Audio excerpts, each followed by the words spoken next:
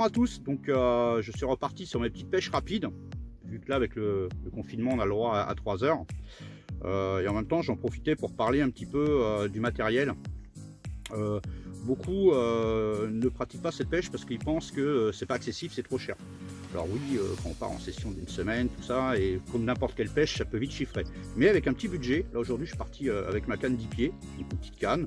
Voilà, un petit montage très simple, un peu de farine, quelques graines, une petite pop-up, une petite bouillette, et on peut se faire plaisir au bord de l'eau à moindre coût et à prendre quelques poissons de passage. Donc c'est une pêche qu'on appelle ou arrodée au stalking, mais ça peut être prenant, et en plus on peut bouger rapidement. On part avec un sac à dos, voilà, moi j'ai des petites boîtes comme ça, tout mon petit matériel pour faire un banning est dedans, donc ça prend pas de place et on peut quand même se faire plaisir à moindre coût. Donc aujourd'hui mon petit montage, donc mon corps de ligne lui entièrement fluorocarbone. J'ai mis deux petites stop flottes en 4 casses pour que le montage puisse se libérer. Une petite agrafe rapide pour pouvoir accrocher mon bas de ligne. Là j'ai mis une agrafe rapide également pour mettre ma petite cache, mais je peux la remplacer par un plomb en cours de pêche, ce qu'on appelle un montage hélicoptère, hein, tout simplement. Et ce qui fait que ça n'en mêle pas. Voilà. Et le but c'est que l'appât ne soit pas loin justement de ma petite cache. Voilà. Là les eaux sont froides, on est entre 6 et 8 degrés selon les endroits. Je pêchais avec des farines et des pelets fondus pour que ça soit immédiat. Alors pourquoi j'ai mis quand même l'anti-creux malgré ces eaux froides? Malgré tout il reste encore des poissons-chats. Donc l'anti-creux, je vais en reparler tout à l'heure. Ce qui est bien c'est que je vais m'en servir également pour mettre une petite patte d'enrobage, et grâce aux petits alvéoles qui sont ici, la patte va mieux tenir, parce que ces alvéoles en fait elles sont pour que l'écrevisse avec les petites pinces qu'elles ont devant, elles se coincent les pinces à l'intérieur, ce qui fait qu'elle va vite lâcher l'affaire. Mais en même temps quand on met une patte d'enrobage, du coup il en reste toujours un petit peu dans les alvéoles et c'est assez sympathique, donc moi je m'en sers pour ça également. Donc voilà, avec une petite pop-up dessus, donc sur un boom, hein, rien de spécial, un petit spinner, puisque ici la tresse est interdit.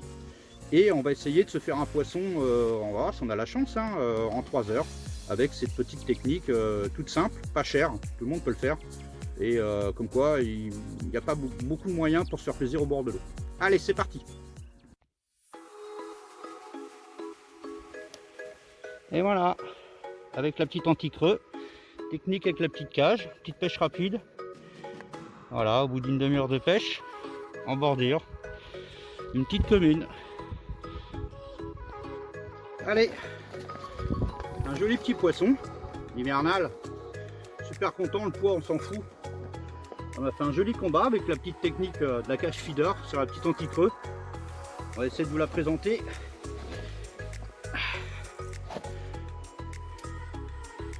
Voilà, une super jolie commune. Voilà, en pêche rapide. Ah, ça fait toujours plaisir l'hiver, hein, l'eau à 6-7 degrés, super content. Donc comme quoi, hein, donc en bordure, dans 1 mètre d'eau, sous un arbre, là, il y a toujours un peu de nourriture naturelle. Les farines ont travaillé rapidement, avec la petite pop-up dans l'anti-creux, puis bim, c'est parti. Bon bah, le petit challenge est réussi, je suis déjà content. Il me reste 1h30 de pêche. Donc avec la chance, pourquoi pas une deuxième. Allez!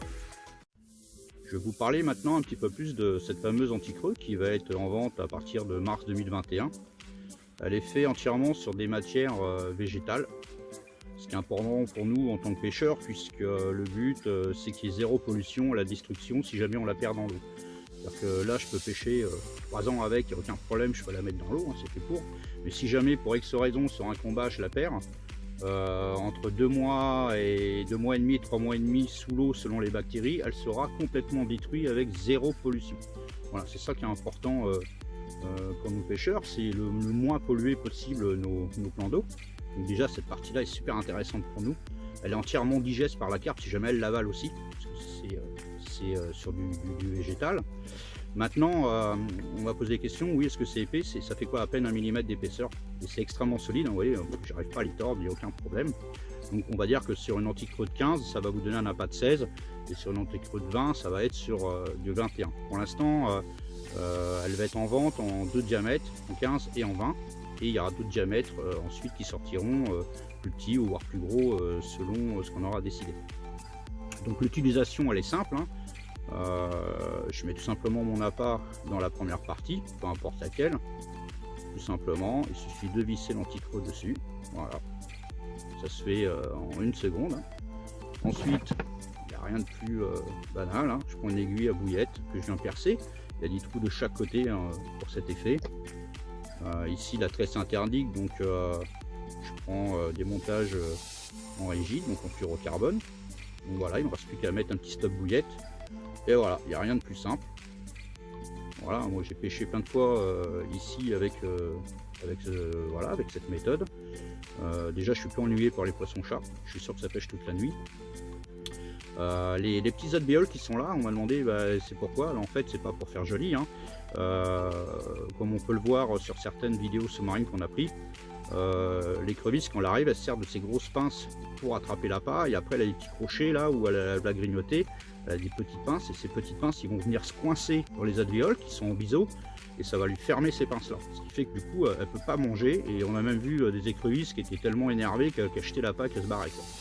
Donc d'une part, ensuite au niveau diffusion, moi j'ai déjà fait voir sur des vidéos avec des boosters, voilà, ça n'en gêne rien du tout.